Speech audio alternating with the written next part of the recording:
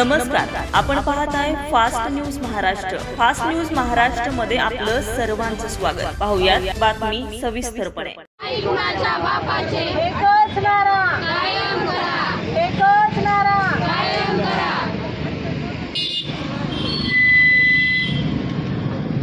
कर्मचाऱ्यांचे बेमुदत आंदोलन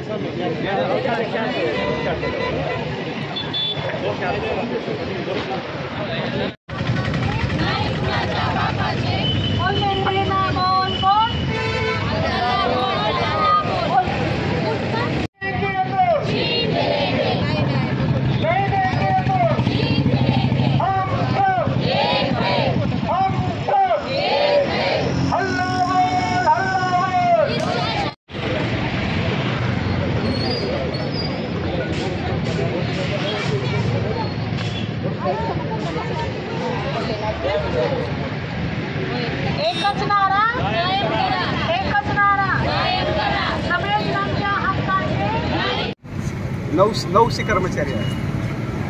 सर्व कर्मचारी बेमुदत संपावर आहेत, महाराष्ट्रामध्ये आहेत।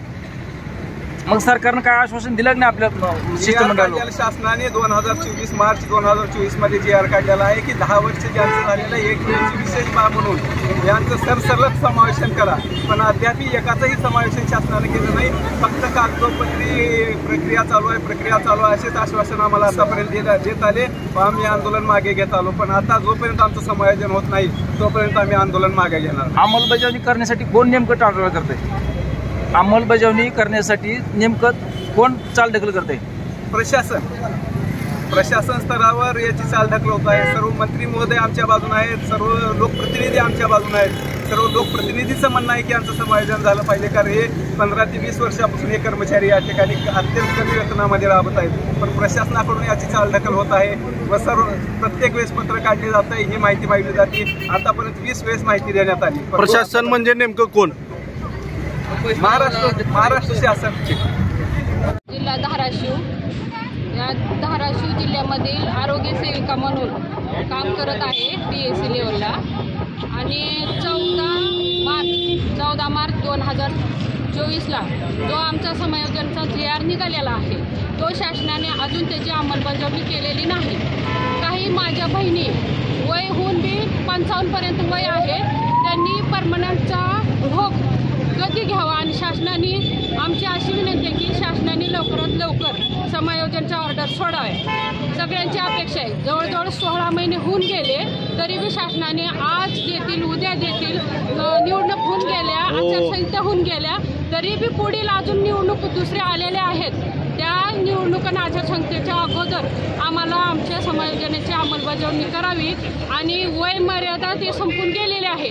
सर्व सगळं त्यांचं कॅबिनेटची वाट बघून आणि त्या कॅबिनेटमध्ये आमचा विषय घेतला जात नाही, टाळाटाळ केला जातो।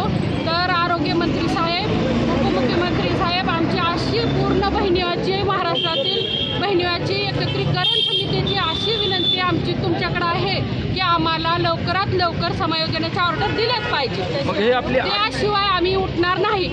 आपला भाऊ ही मागणी ऐकेल का? आपल्या अर्धा जे टाव आहे तो भाऊ ऐकेल का? आपला ऐकावंच लागेल। 3 भाऊ आहेत। आमच्यावर जी आरोग्य सेवा जी दिली जाते लोकांना, तर त्या आरोग्य